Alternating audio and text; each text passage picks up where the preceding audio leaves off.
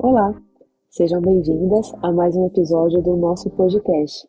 Eu sou a Silvana, estou aqui com a Suelen e hoje vamos falar sobre comunicação não violenta, um tema essencial para qualquer profissional, seja ou não na área de tecnologia.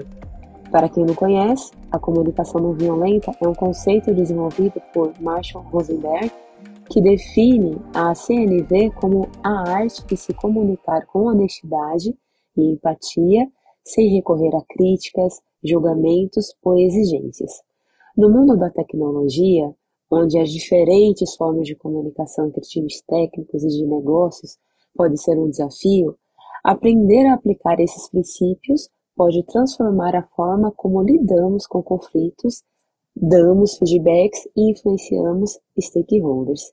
No episódio de hoje, vamos explorar os principais conceitos da CNV, compartilhar dicas práticas para o dia a dia de quem trabalha com produto e trazer aprendizados para fortalecer a nossa comunicação no mundo tech. Su, o que você tem a contribuir em relação à comunicação não violenta? Olá a todas as ouvintes, é um prazer estar novamente aqui no podcast e falando sobre esse tema que, para mim, é um tema que enriquece bastante, tanto no lado profissional quanto do pessoal também. A gente teve um episódio em que a gente teve a possibilidade de dar algumas dicas sobre livro, e o meu livro escolhido foi esse livro, então estou muito feliz que a gente está podendo fazer um episódio sobre isso. E, Sil, excelente contextualização assim, sobre o tema. Quando a gente fala de comunicação não violenta, tem 4 pontos que o Marshall trabalha no livro e que eu acho que vale bastante a gente entrar um pouquinho aqui neles, porque dá para guiar a conversa em cima deles e a gente se aprofundando e até explorando a forma como a gente já faz isso naturalmente no dia a dia, para além do livro, para além desses aprendizados também. São 4 principais componentes que o Marshall trabalha no livro e que ajudam a gente a estruturar uma conversa de forma clara, empática e construtiva. Então, ele fala sobre a parte da observação, sentimentos, necessidades e pedidos. Quando ele fala da observação, ele está trabalhando justamente essa parte da gente conseguir separar fatos de julgamentos.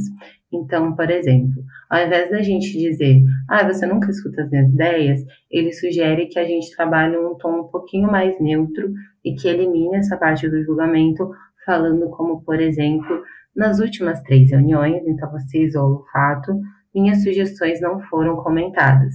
Então aqui você está focando muito mais no fato do que sobre o seu sentimento com relação ao que a pessoa fez ou deixou de fazer. Aí tem a parte do sentimento, que é de fato você conseguir nomear e reconhecer essas emoções de maneira mais intencional e estruturada. Então, ao invés de você falar, isso me irrita, você pode falar, eu fico frustrada quando as minhas ideias não são consideradas. Então, aqui você está conseguindo, de fato, primeiro, mostrar que o sentimento é algo relacionado a você e como a ação da pessoa gera esse sentimento em você. Eu acho essa parte sensacional. Aí tem a parte da necessidade, que é o quê? Beleza, você comunicou o fato, você comunicou como você se sente em relação a isso, e aí você vai expor a sua necessidade, porque todo sentimento, ele vem a partir de uma necessidade que pode ter sido ou não atendida dentro de nós. Então, ele fala sobre isso, de todo o tempo do sentimento está ligado à necessidade, e você poderia falar, me sinto frustrada, porque eu tenho a necessidade de ser reconhecida ou de que a gente trabalhe de uma maneira colaborativa. E o último, antes da gente começar as discussões, é a parte dos pedidos. Então, você já expôs sua necessidade e agora você deixa claro o que essa pessoa poderia fazer, o que você gostaria que ela fizesse com toda essa informação estruturada que você passou para ela. E aqui você poderia, por exemplo, falar, gostaria que nas próximas reuniões você considerasse abrir um espaço para discutirmos mais minhas sugestões. E por que eu quis trazer esses 4 pontos? Porque eu acho que, de uma forma ou de outra, a gente acaba utilizando, sim, esses pontos na nossa comunicação quando a gente está tentando e querendo ser mais efetiva. E aí, eu queria saber de você, se você já tinha ouvido algum desses conceitos, assim, da comunicação não violenta, e se algum deles, te chamou a atenção, e se você já tentou, já utilizou de uma outra maneira algum deles no seu dia a dia. Su, eu já conhecia sim alguns deles, inclusive eu também li um livro sobre comunicação não violenta da autoria de Elisama Santos, e ela fala muito sobre o tópico dos sentimentos, sobre a gente trocar a forma de falar determinadas coisas, como ao invés de dizer, né, isso me irrita, substituir por fico frustrada, então muito com base no que você leu aqui nos trechos, né, nesses tópicos. Então eu gosto muito dessa abordagem de comunicação não violenta, acho que isso traz muita assertividade nas conversas, nos resultados, e esse é o sentimento que mais me aproxima da comunicação não violenta. Você falar do que você sente sem agredir a outra pessoa. Eu acho que isso, para mim, faz muito sentido, não somente em momentos de grandes desafios no trabalho e tudo mais, mas mesmo nas situações mais cotidianas. Eu percebo que a comunicação violenta, ela pode ser aplicada a qualquer tempo, em vários momentos, em muitas circunstâncias, sabe? Consegui me explicar aqui em relação a isso? Não, adorei. E por mais que essa parte do sentimento, e legal também essa outra referência, porque querendo ou não, é um termo que ele vai sendo explorado e dá para explorar de diversas óticas. Então concordo perfeitamente com o que você falou. E por mais que a parte dos sentimentos, eu acho que a parte que eu mais gosto aqui da comunicação não violenta, eu confesso que para mim assim é um super desafio. E aí até queria perguntar assim se você consegue de fato aplicar essa parte dos sentimentos, porque eu fico pensando e agora também trazendo para um contexto profissional, imagina, né? Não é, eu acho que assim não é com todas as pessoas que a gente tem a liberdade ou até mesmo se sente à vontade de falar isso. Confesso que essa parte eu nunca apliquei de forma intencional no dia a dia do trabalho, embora conheça, porque eu fico muito receosa de tipo, cara, como assim?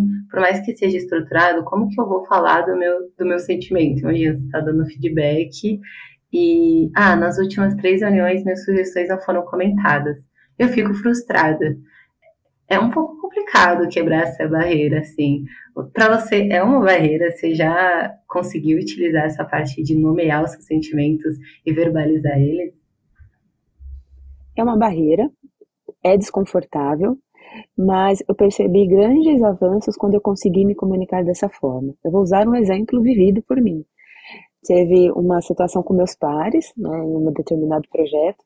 Não é uma situação tão recente, já aconteceu há um tempo, mas o exemplo é válido trazer, não teve vencimento em relação à situação, e foi justamente numa situação que eu me senti desprivilegiada em relação ao que seria compartilhado numa apresentação para um grupo maior.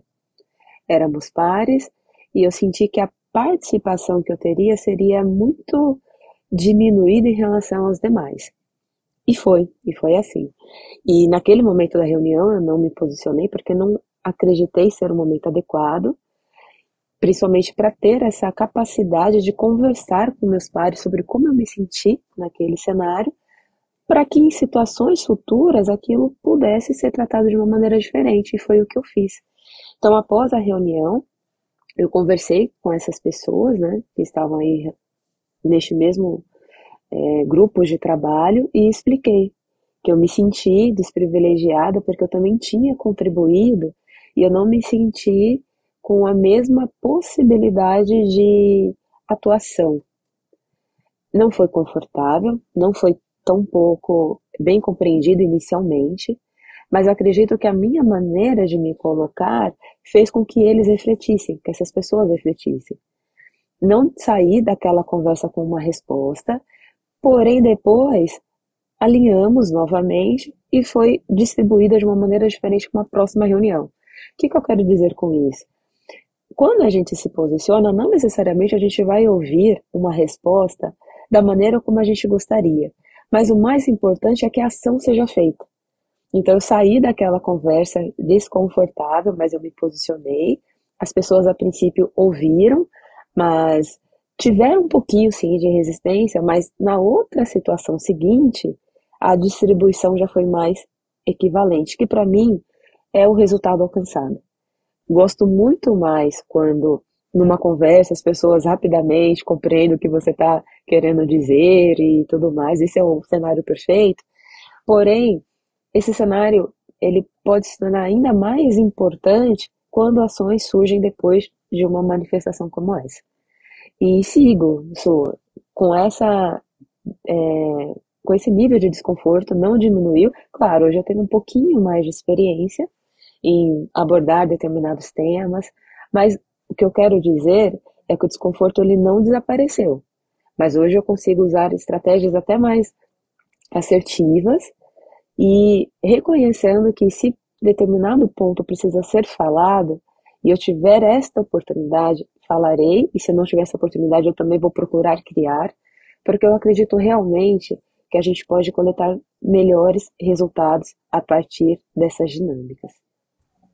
É uma aula, né, Sil? Toda vez que eu faço ou gravo um podcast com você, eu saio daqui com tantos aprendizados, mas é muito isso. Eu acho que também tem um pouco do caber a nós esse conforto com o desconforto que você mencionou. Eu acho que essa parte foi muito importante. Essa parte da ação mesmo que você citou. Então, tudo bem a gente estar desconfortável, o mais importante é que a gente haja. Até porque a partir disso a gente também consegue aprender, né?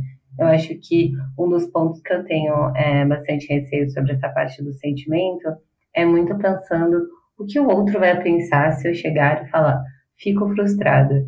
Mas eu também acabo me calando e não abrindo a oportunidade de descobrir o que o outro pensaria e aprender com essa situação, né? E comunicação também, eu acho, assim como outras habilidades, é muito uma questão de você se expor, aprender e ir refinando. Então, outro ponto que você falou que me fez refletir sobre isso foi: hoje você tem essa experiência, hoje você sabe ter algumas conversas que são difíceis. Então, às vezes no começo da carreira, como é o meu momento, é mais complicado mesmo, né? E aí, se eu realmente ficar me privando de ter esse desafio, tentar expressar esse sentimento de uma forma mais clara, eu também posso também me privar de passar pelo aprendizado, de receber um feedback depois dessa minha fala, que pode ser longe do ideal, longe do meu esperado, mas também a possibilidade de eu, poxa, colocar ali o meu desejo, explicar algo que me deixou desconfortável, porque às vezes a gente também deixa passar algumas situações que não é aquilo que a gente gostaria de fato que acontecesse, né? E Sil, aproveitando esse ponto que também você comentou sobre a experiência, assim, eu acho que o frame de comunicação não violenta é legal e importante, mas para a gente entender o racional e o efeito de como ele pode ajudar a gente a se comunicar.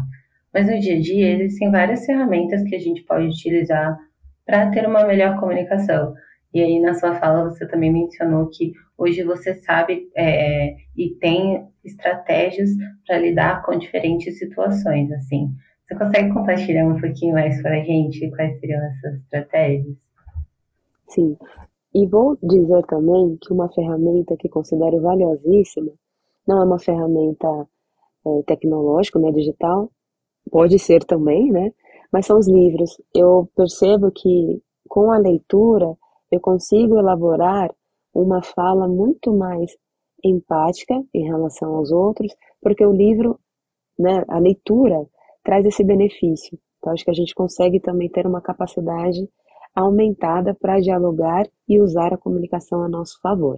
Então essa é uma ferramenta que utilizo. Outras estratégias que eu utilizo são muito pautadas na objetividade. Ou seja, o que eu quero dizer com isso?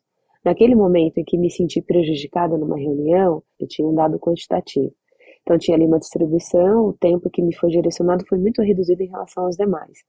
Então, isso me favorece ao abordar o tema, porque não fica na questão do sentimento puro, sabe? Ah, eu acho que não fui privilegiado.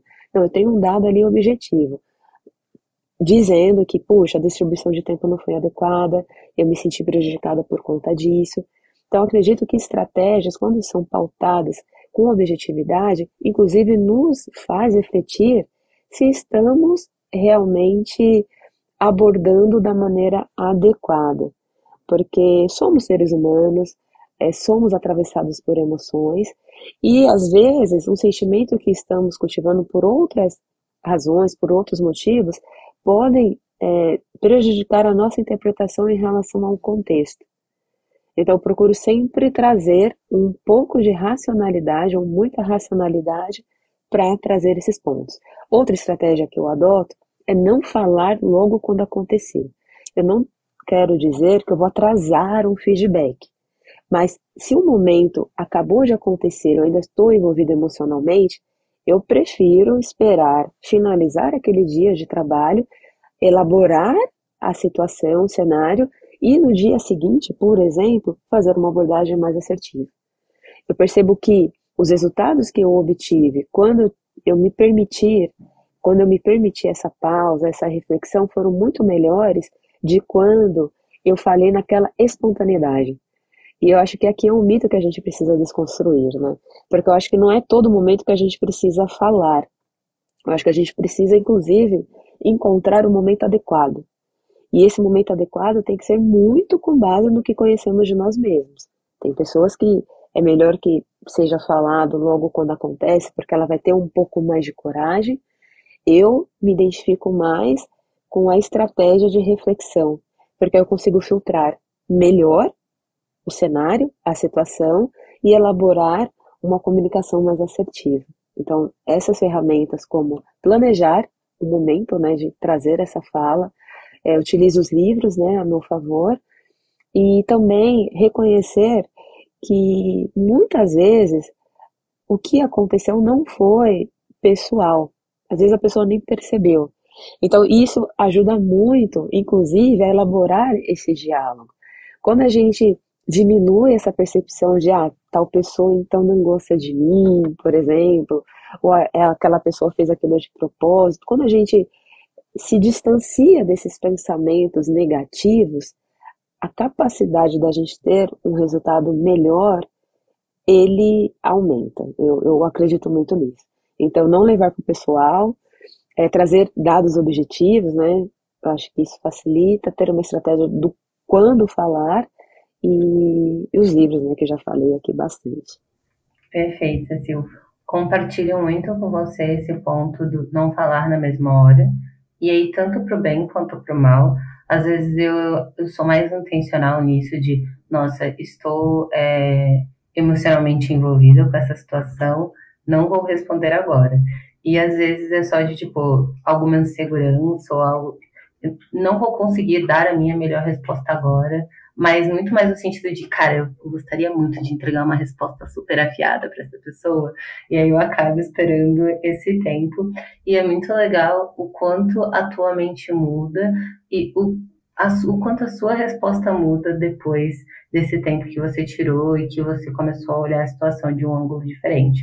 Às vezes, o que eu faço bastante é, beleza, a situação aconteceu e eu começo a escrever. No meu dia a dia, eu sou uma pessoa que gosta bastante de escrever, eu acho que eu registro bastante as coisas que acontecem comigo, até para conseguir refletir posteriormente sobre isso.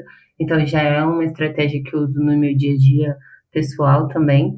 Mas no trabalho, às vezes quando eu leio uma mensagem ou depois de uma reunião, eu chego a escrever mais ou menos o que eu penso sobre essa situação e revisito no dia anterior. E esse exercício é muito bom, porque você vê o quanto a tua resposta muda de acordo com o teu envolvimento emocional ou a urgência que você tá depois do que o fato aconteceu.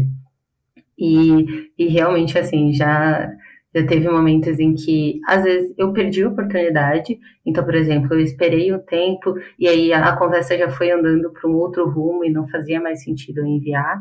Mas na maior parte dos casos, eu sou beneficiada com esse exercício da calma e de esperar. Porque às vezes, até quando a conversa andou, você nem precisou ter falado nada que a situação já se resolveu. E em outros pontos você de fato consegue elaborar uma resposta melhor, uma resposta mais empática também. E chega a um resultado muito mais efetivo, assim.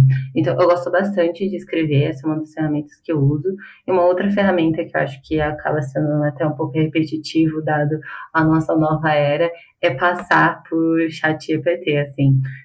Ter alguns prompts de comunicação a depender da audiência que eu tenho, da situação que eu tenho, e eu faço essa contextualização e peço para deixar num tom mais profissional ou num tom mais amigável, ou às vezes num tom mais formal, e aí isso também ajuda a formatar melhor a mensagem que eu quero dizer para o público, para a audiência, para o momento, e também tirar um pouco dos meus vieses de sentimentos do momento, assim. Então, é uma ferramenta que ajuda bastante. Acho que tempo e AI são excelentes dicas. E aí, eu acho que a gente acabou até já entrando numa outra parte da conversa, que seria a gente começar a trocar mais aplicações práticas que a gente poderia utilizar no mundo de tecnologia e pensando bastante no nosso contexto e no nosso recorte aqui do podcast. Acho que é um pouco, até difícil a gente falar sobre comunicação com mulheres sem passar pela pauta e pelo momento em que às vezes a gente é taxada como impositiva ou o uso de uma palavra por uma mulher é interpretado de uma forma diferente do que seria caso fosse dito por um homem. E aí aqui tem um ponto que eu queria muito assim abrir para discussão e eu vi como você lida com isso no dia a dia. Se você já teve algum momento da sua carreira ou, enfim, do seu dia a dia que você tem um pouco de receio de fazer pedidos claros e diretos sem parecer impositiva ou, por outro lado, hesitante? Sim, com frequência.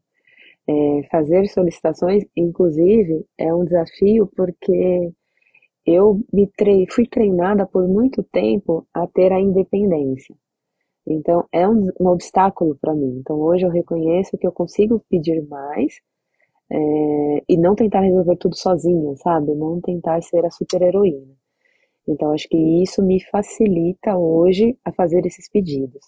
E o que me ajuda a derrubar um pouco também desse desconforto é estar muito convicta de que aquilo é importante, de que aquilo é necessário e que somos colaborativos, né? Que devemos ser colaborativos. Então, relembrar estes pilares me ajuda a reconhecer a relevância daquele pedido e fazer essas perguntas e ter também este nível de consciência de que não necessariamente a gente precisa ser gostado por todos, gostada por todos, sabe?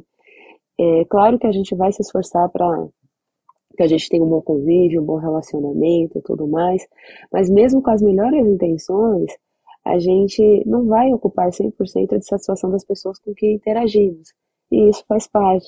Então, eu acho que isso é também tirar um pouco do pessoal, sabe? E também escutei recentemente de uma liderança sobre se eu faço um pedido, o pedido é adequado, e a pessoa interpretou de uma maneira negativa e ela não me contou o porquê e nem me se manifestou, então o problema não existe, sabe? Então passar a lidar com problemas reais, porque às vezes a gente fica também desperdiçando energia ou gastando energia pensando no que as pessoas podem estar pensando, né, sobre determinadas atitudes nossas. Então, tratar problemas reais e não problemas criados pela nossa imaginação. Perfeito. Eu acho que isso entra muito também na questão da sua segurança e do quanto você também está bem com o seu próprio posicionamento, convicta do que você gostaria de pedir, da mensagem que você gostaria de passar. Porque para mim é um desafio diário, assim, também é separar o que são as vozes da minha cabeça, né, assim, trazendo por um tema mais popular, né, do que são as vozes da minha cabeça, do que realmente é a realidade, assim. Então, poxa, isso aqui é algo que eu estou supondo que a pessoa está pensando, ou supondo que a pessoa está sentindo, supondo que, enfim, está acontecendo, ou de fato isso realmente aconteceu. Então, essa sua fala foi sensacional. Tipo, se não aconteceu, ou se não foi verbalizado, se não foi passado para você, não é um problema. E aí a gente passa a se preocupar com coisas que de fato são um problema e também a dar mais relevância e atenção para pessoas que conseguem trazer isso para sua fala de forma mais estruturada. Então, a gente começa também a trazer mais para perto essas pessoas que conseguem fazer pedidos claros, que conseguem passar feedbacks estruturados e dar essa abertura e esse espaço de escuta para a gente poder receber o feedback caso de fato ele exista e alterando o nosso comportamento de acordo com isso, né? Mas para mim é muito um desafio conseguir fazer pedidos claros, embora a gente esteja em uma posição, né, em que a gente entende a parte estratégica e tenta passar isso para o time, pensando nas priorizações e que a gente tem essa visão um pouco mais de longo prazo, então é natural que a gente passe para o time os direcionais, né?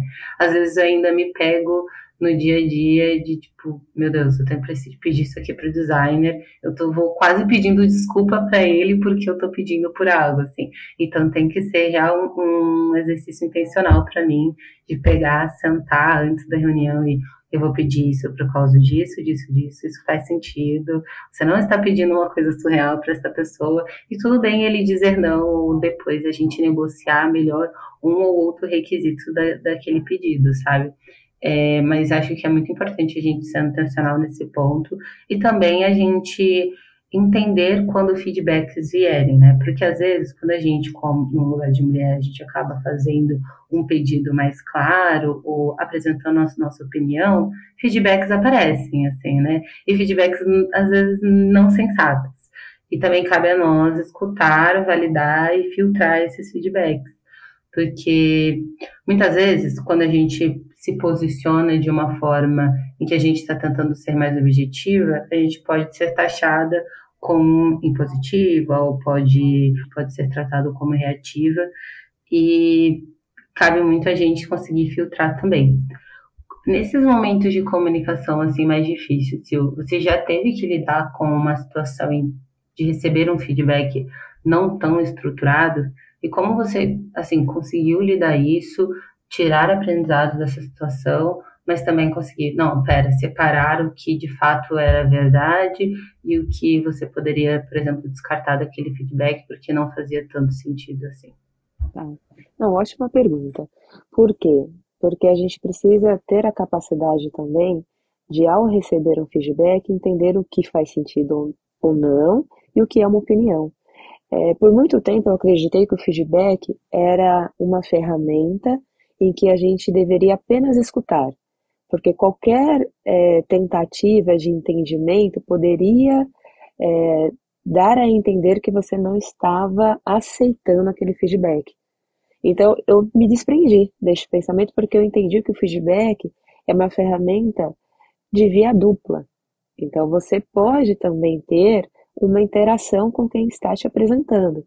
Como? Se a pessoa te fala uma postura, uma atitude, ou uma entrega ali de maneira negativa, você pode e deve perguntar quais são os elementos, né, que sustentam aquela percepção dela, pedir exemplos, porque isso vai, inclusive, auxiliar para que você tenha uma mudança.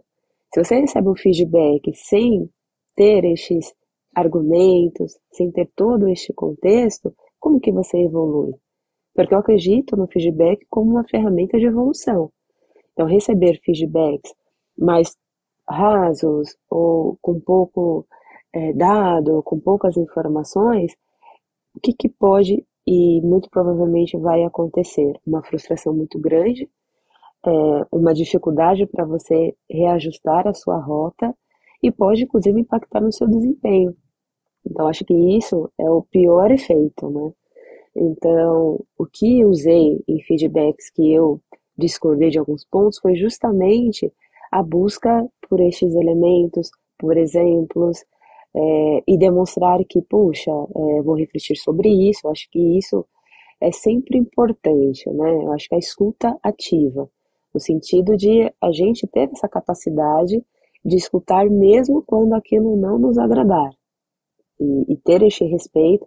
Eu acredito que, como a gente está falando aqui de comunicação não violenta, é justamente utilizar esses recursos de uma comunicação a modo a trazer diálogos e não ser apenas uma comunicação feita por uma pessoa e a outra só escuta e não tem ali uma interação. Eu acho que a capacidade que nós temos de fazer perguntas podem impulsionar e alavancar em muito a nossa carreira. E isso realmente trazer ações e trazer mudança, sabe? Então, perguntar, entender E quando mesmo você perguntar e você não receber respostas satisfatórias, aí eu acho que cabe a nós também, com o nosso nível de profissionalismo, tentar separar o que sabemos sobre nós, né, de forma suficiente a separar o que é uma opinião, que às vezes é só uma opinião de uma outra pessoa, e o que é um feedback. E a gente tentar filtrar. E isso não é ser arrogante, não é fingir que não escutou algo negativo, mas às vezes vai ter feedbacks que realmente não são consistentes. E desses, a gente precisa, assim, fazer esse exercício de separação, porque senão a gente acredita numa falácia, às vezes, né? Ou numa verdade imposta por outra pessoa, e aquilo, às vezes, pode determinar o nosso futuro. Feedbacks mal aplicados, eles são perigosíssimos. Por quê? Porque a pessoa pode, novamente, né, ter um impacto na sua performance, ou ela pode ficar tão ansiosa tentando mudar algo que ela nem sabe o que ela não vai ter tanta assertividade. Então, eu penso que o feedback tem que ser utilizado com muita responsabilidade, com base em dados, com base em exemplos e principalmente de uma maneira não violenta. Muito bom, eu concordo 1000%. E acho que o feedback é uma ponta tanto para os dois lados, né? A forma como você recebe o feedback e usa isso de forma produtiva no seu dia a dia para desenvolver a sua carreira, se desenvolver como pessoa, mas o como você consegue passar e dar feedbacks produtivos para que as outras pessoas possam fazer isso também. No ponto de vista de feedback, quando eu recebi, eu acho que eu já fui para momentos em que de fato acabei questionando a pessoa de forma não produtiva, e isso é um momento que de fato a gente precisa ter muito cuidado e ser bem assertivo em como a gente está fazendo e tentando buscar profundidade para ajudar a pessoa a exemplificar melhor o feedback que ela vai passar. Então já teve momentos que a pessoa passou o feedback falando, não concordo, assim. E hoje eu olho para a situação e penso, tudo bem, aprendizados, aprendi com esse dia, mas hoje não é um posicionamento que eu tenho. Então, se a pessoa traz um feedback que não está muito claro para mim, eu não estou conseguindo de fato entender o que ela está querendo dizer, uma estratégia que eu uso é pedir um exemplo real e até mesmo ajudar a pessoa a trazer esse exemplo. Então, eu pergunto, a pessoa deu feedback, você consegue me explicar melhor quando isso aconteceu? Ou em qual situação você viu esse sinal, essa oportunidade de melhoria? E se a pessoa não consegue trazer, eu tento ajudá-la e dando um exemplo.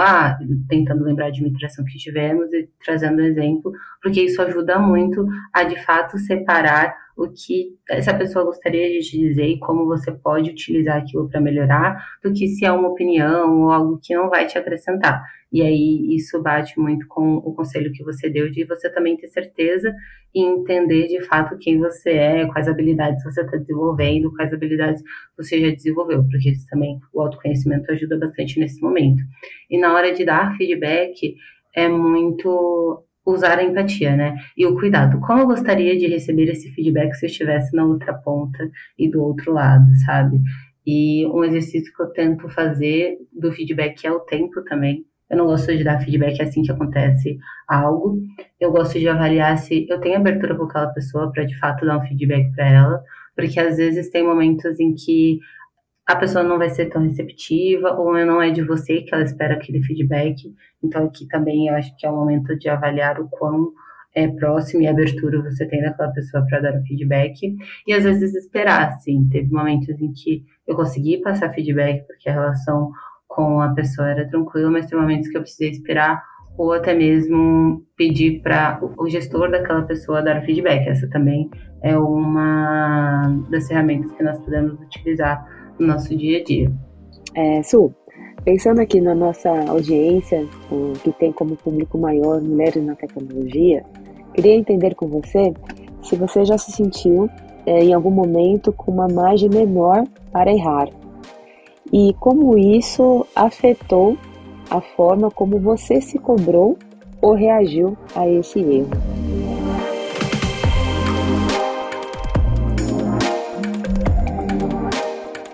você está gostando do podcast, está gostando do nosso conteúdo, para entrar em contato com a gente é só mandar uma DM no Instagram. Mas se você preferir o e-mail, manda um e-mail aí para podcast@mulheresdeproduto.com.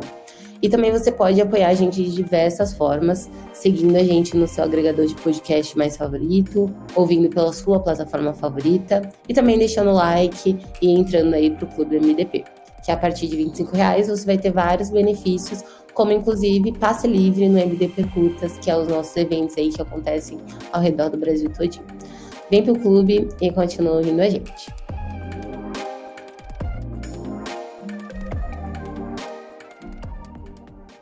Essa é uma das partes da comunicação violenta também que eu gosto bastante, da forma como a gente lida com os nossos próprios erros. Eu acho que o livro traz vários exemplos, justamente de como aplicar aqueles 4 conceitos que a gente falou lá no comecinho na nossa comunicação interna, e principalmente quando a gente está passando por erros.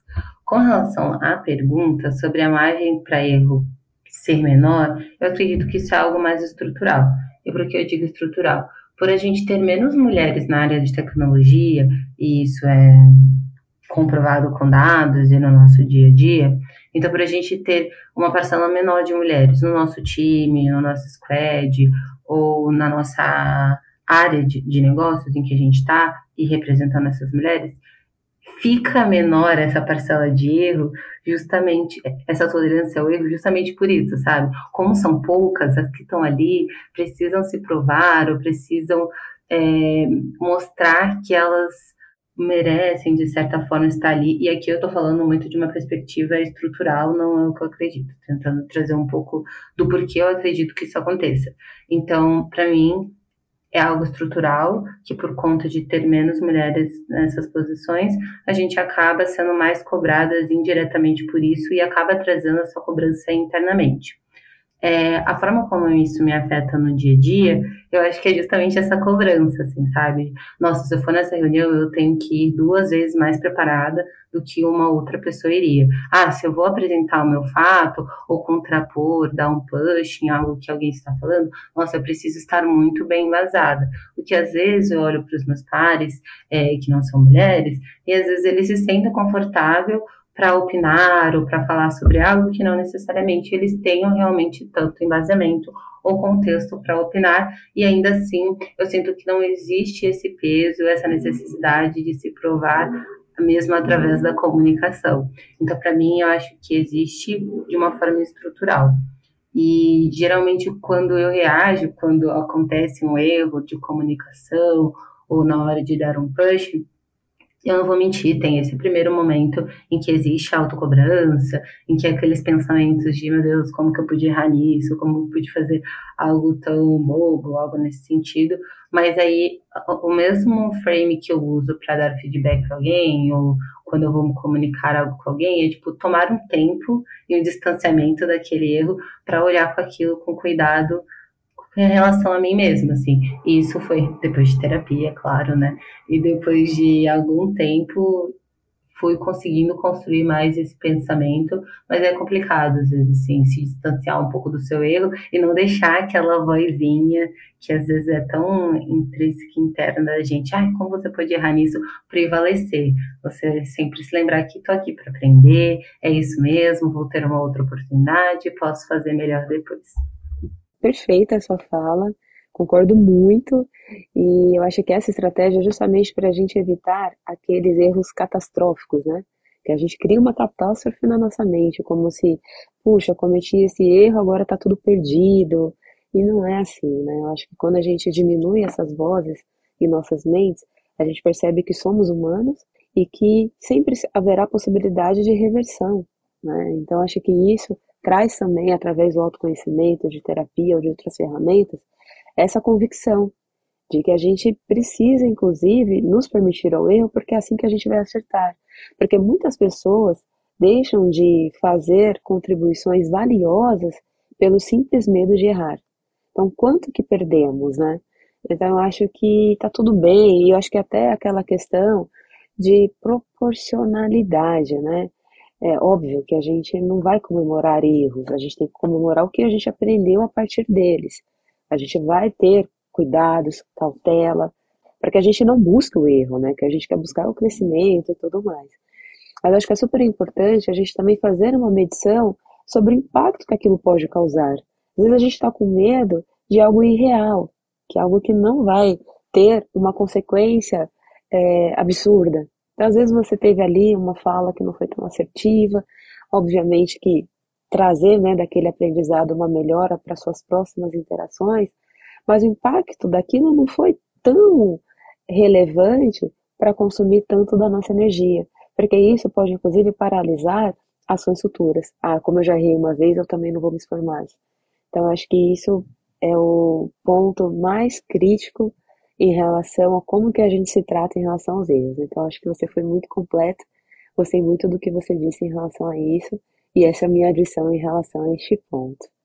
Sil, é isso, assim. E para mim, a parte e o frame, a estratégia da comunicação não violenta, dá pra gente abranger e falar de tantas formas, né? Daria para fazer episódio parte 2, parte 3, parte 4, porque realmente isso toca em diversos momentos do nosso dia a dia.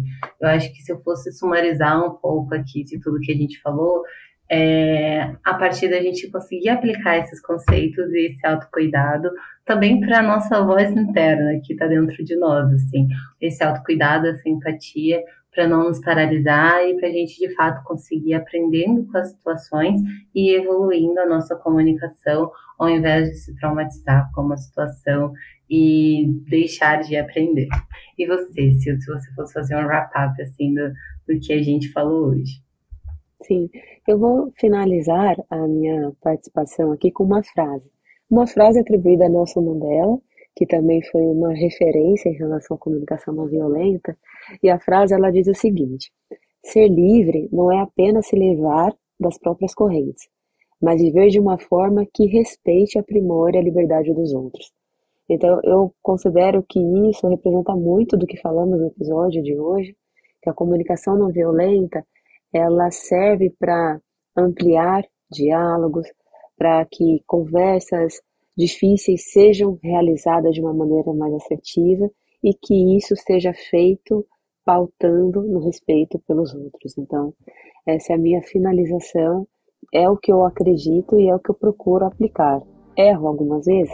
Certamente, mas procuro sempre crescer, evoluir e tentar aí ser uma pessoa com essa possibilidade de ampliação sobre esse tema, sobre esse assunto. Perfeita, e é com essa frase maravilhosa de Sil que a gente finaliza aqui esse episódio. E hoje a gente teve a oportunidade aqui de explorar um pouco sobre comunicação não violenta, não apenas sobre a perspectiva do Marshall, mas eu acho que trazendo aqui as nossas vivências, trazendo para o nosso recorte, para a área de tecnologia. Ainda foi muito, muito rico. Então a gente falou sobre os 4 componentes da comunicação não violenta, qual a importância da gente se comunicar de forma mais clara, de forma mais empática. E eu gostaria e espero que esse episódio tenha trazido várias reflexões para vocês, porque certamente nos trouxe muitas reflexões e também ajudas práticas para que vocês possam aplicá-las no dia a dia. Se você já utilizou algum frame de comunicação não violenta no trabalho, ou tem alguma experiência para compartilhar, conta pra gente nas nossas redes sociais. E até o próximo episódio. Muito obrigada!